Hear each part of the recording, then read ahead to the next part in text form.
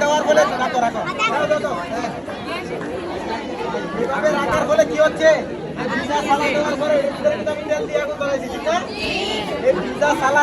ঢাকার পরে কি হচ্ছে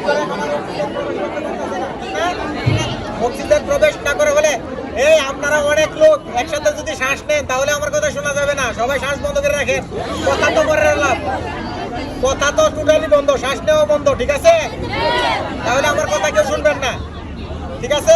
খালি গলায় চিন্তা গলা ভেঙে ফেলবো, আপনারা টোটালি সাইলেন্ট, শুধু দেখবেন কিভাবে কাজ করে আর আমার কথা শুনবেন। ধরার কারণ কি? এটা দিয়ে যাতে আমার শরীরে আগুনের তাপ সবার আমরা দোকান থেকে কিনির সময় সবাই দেখে কিনবো না।